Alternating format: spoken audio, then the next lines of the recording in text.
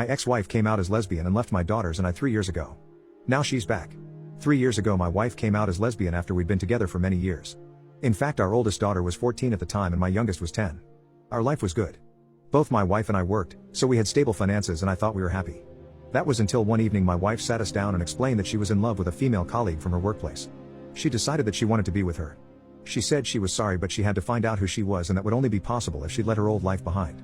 On that day she left us and cut contact. The world fell apart for my daughters and I. I knew that I now had to take care of my daughters all by myself.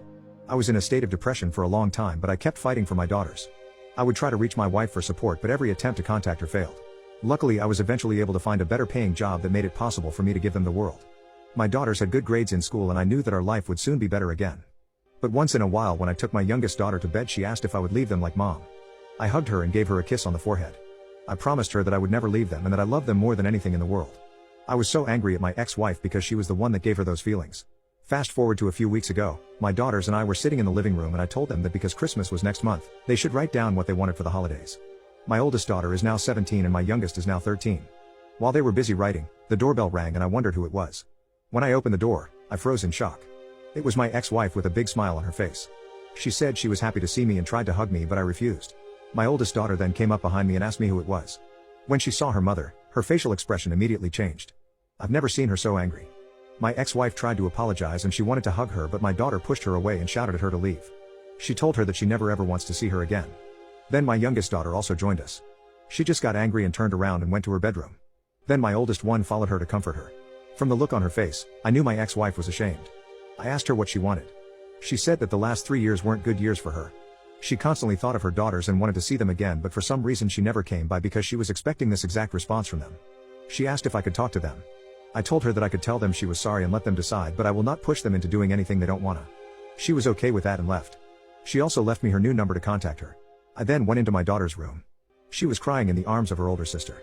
I told them what their mother had told me. I told them that if they'd want to meet her, they could do that. It would be okay for me. My oldest daughter said that she cannot forgive her for doing what she did and that I was everything they needed. It felt good to hear this. Really good. I always thought that being a single parent would mean that I might never be enough for my children but hearing this made me so happy. My youngest daughter then said that she always thought she missed her mother but now that she had seen her again, she never wanted to see her again. I texted my ex-wife about that. She read it but didn't respond. However, she didn't give up that easily. She showed up to our house once more while my daughters played ping pong outside. I was in the living room watching TV when I suddenly heard loud shouting outside of the house. I immediately got there and I saw my oldest daughter arguing with my ex-wife. My oldest daughter shouted at her that she had no idea what she did to me. She told her about how depressed I was and everything I went through. This was kind of surprising because I wanted my daughters to feel secure with me so I've never told them of my depression and the suffering I went through. Then she told my ex-wife how she felt over the years knowing that her mother left her and that she'll never forgive her. My 13-year-old was crying while that happened so I hugged and comforted her.